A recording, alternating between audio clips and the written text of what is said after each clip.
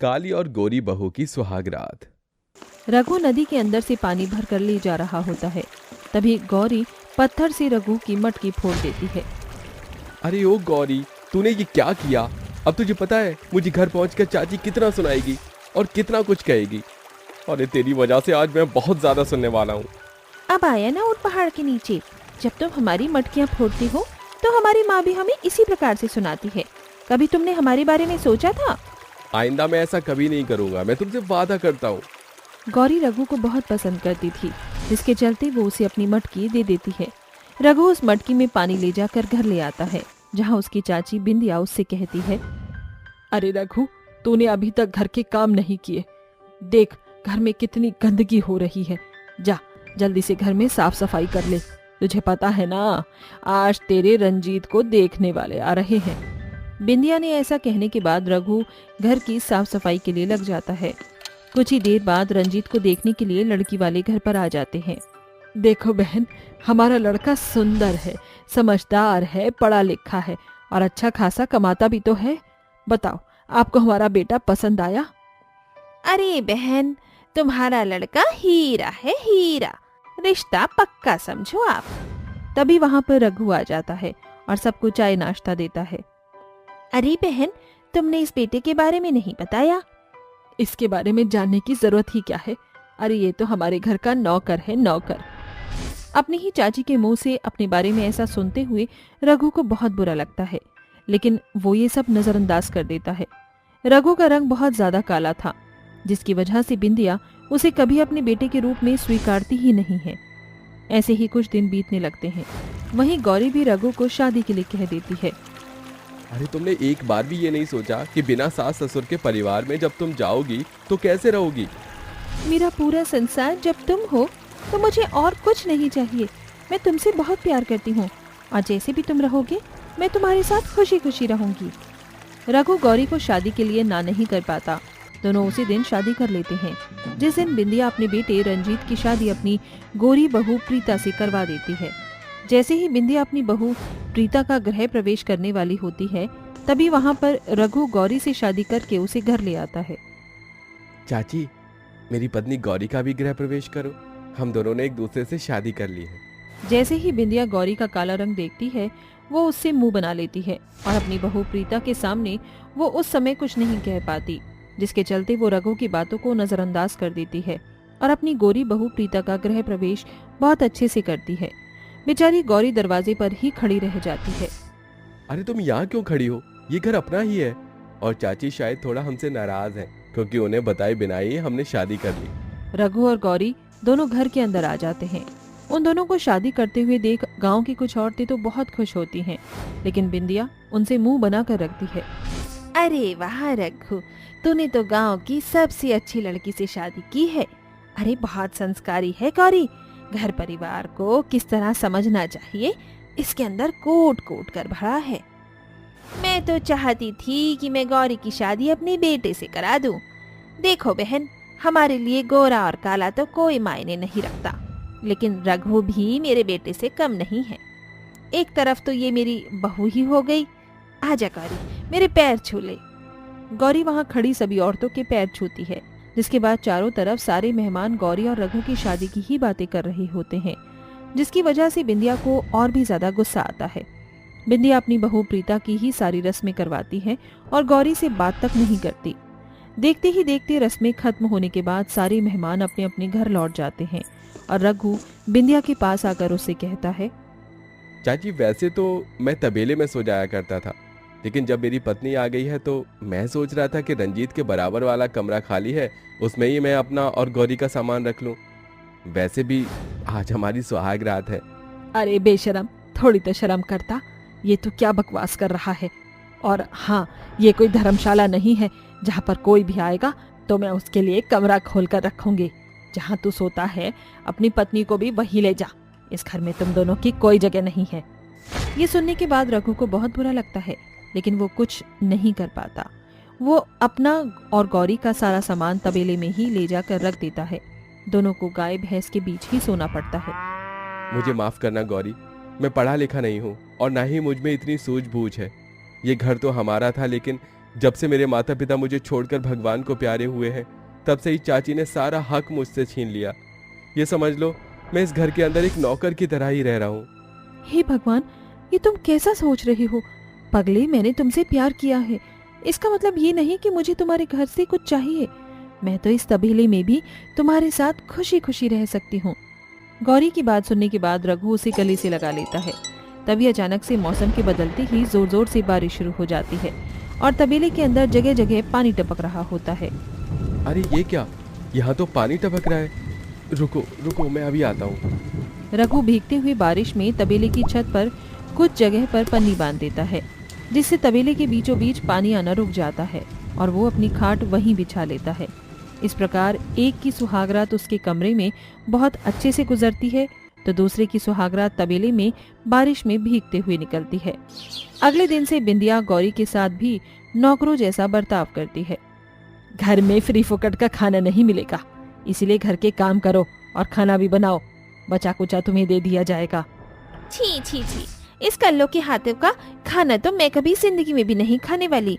अगर इससे कुछ करवाना ही है तो घर की साफ सफाई ही करवा लो।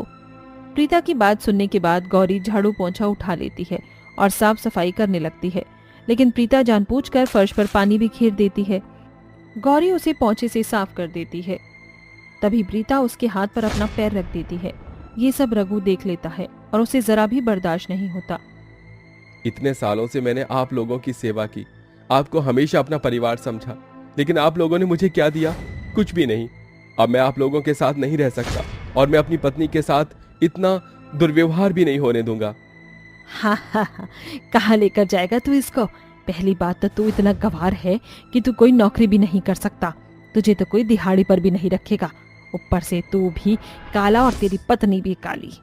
बिंदिया को अपने पढ़े लिखे बेटे और गौरी बहू पर बहुत ज्यादा घमंड था, तो वहीं रघु को अपनी मेहनत और लगन पर भरोसा था। एक तरफ रघु काला होने के बाद भी अपनी काली पत्नी के साथ खूब मेहनत करके पैसा कमाता है, अपने जीवन में खुशी खुशी रहने लगता है, तो दूसरी तरफ ओवर कॉन्फिडेंस के चलते रंजीत की कंपनी पानी में डूब जाती है। उसे बहुत बड़ा लॉस होता है, जिसके चलते उनका घर तक नीलाम हो जाता है। जब बिंदिया को रघु के बारे में पता चलता है तो वो अपनी गलती का पछतावा करती रह जाती है। माफ कर दे बेटा, मुझे माफ कर दे, मुझसे भूल हो गई, मुझे ऐसा नहीं करना चाहिए था।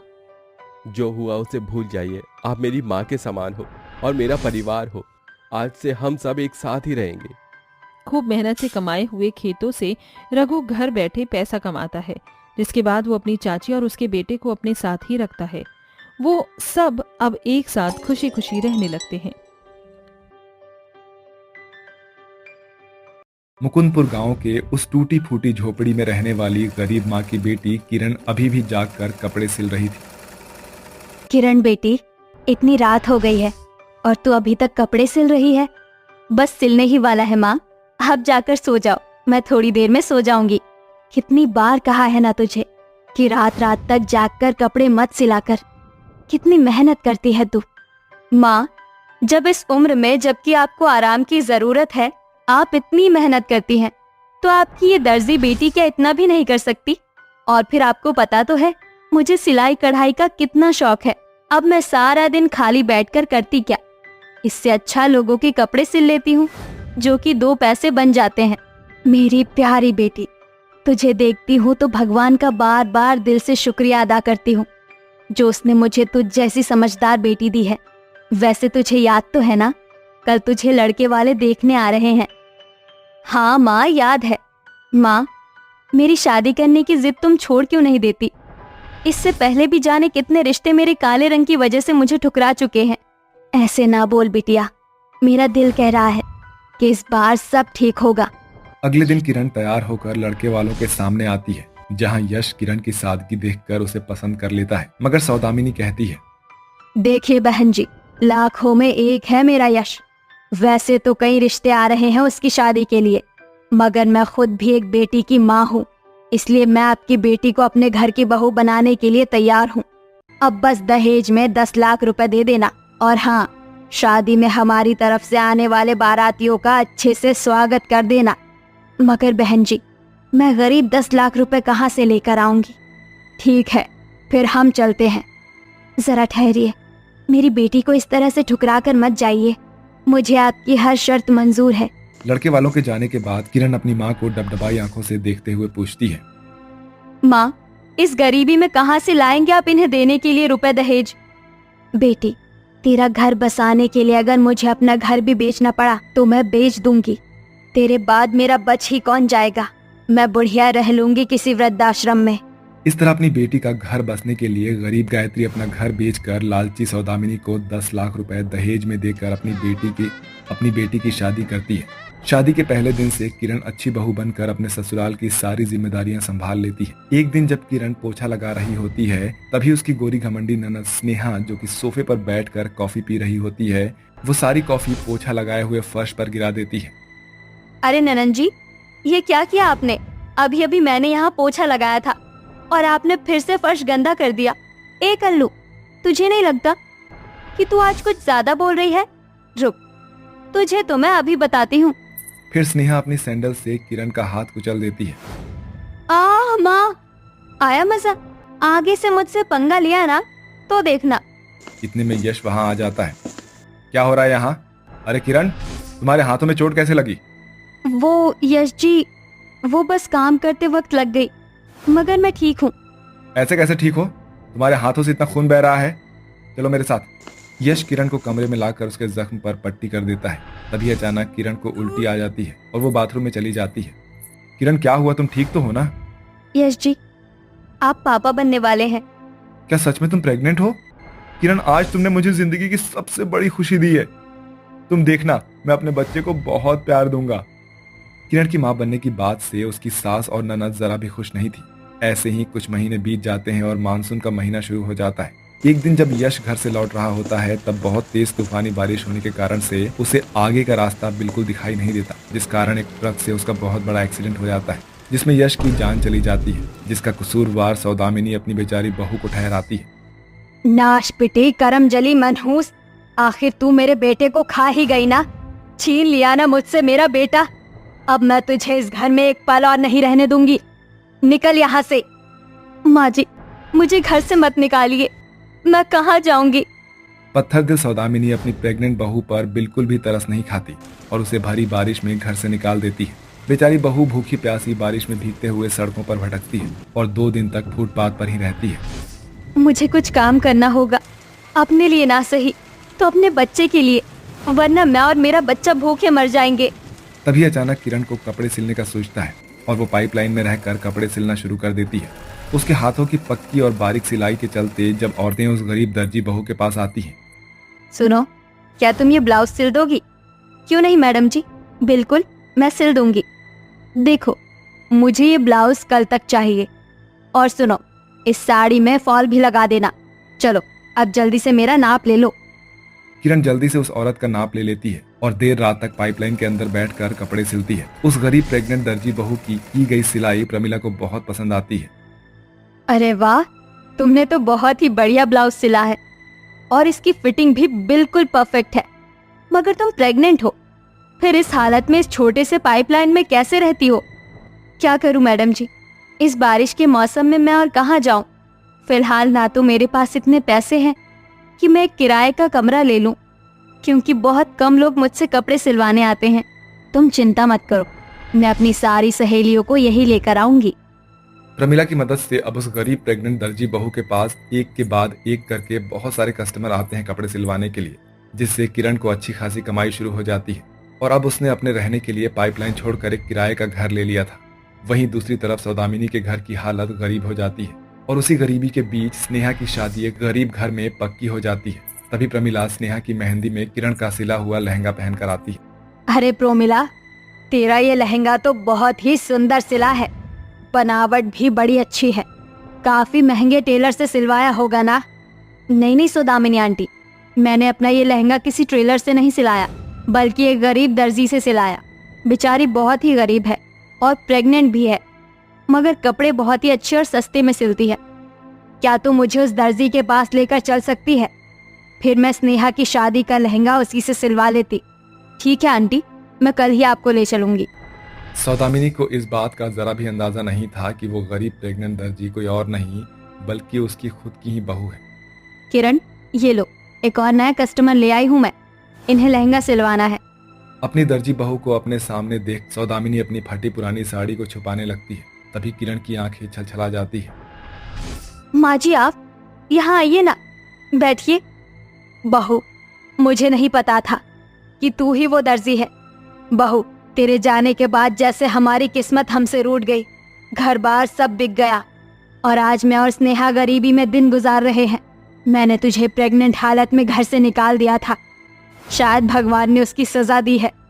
तेरे जाने के बाद ऐसा कोई दिन नहीं गया जब मैं अपने किए पर पछताई नहीं। मुझे माफ कर दे। माँ जी, मेरे दिल में आपके लिए कोई नाराजगी नहीं। उस वक्त आपने अपना बेटा खोया था, इसलिए आपसे गलती हो गई।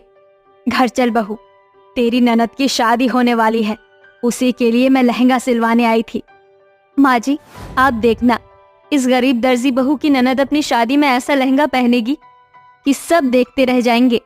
किरण अपनी सास के साथ घर चली आती है और स्नेहा की शादी के लिए बहुत ही सुंदर लहंगा सिलती है और फिर धूमधाम से स्नेहा की शादी हो जाती है। जिसके बाद सौदामिनी अपनी प्रेग्नेंट दर्जी बहू का बहुत अच्छे से ख्याल रखती है। कुछ दिनों बाद किरण एक बेटे को जन्म देती है जो कि बहुत ही प्यारा दिखता है और अपने हाथों के हुनर का इस्तेमाल करके कपड़े सिलकर लोगों में अपनी अच्छी पहचान बना लेती है और तरक्की के साथ उस गरीब दर्जी बहू को खोए हुए रिश्ते और अपने हिस्से की सारी खुशियां वापस मिल जाती है और इसी तरह से सभी खुशी खुशी रहने लगते हैं।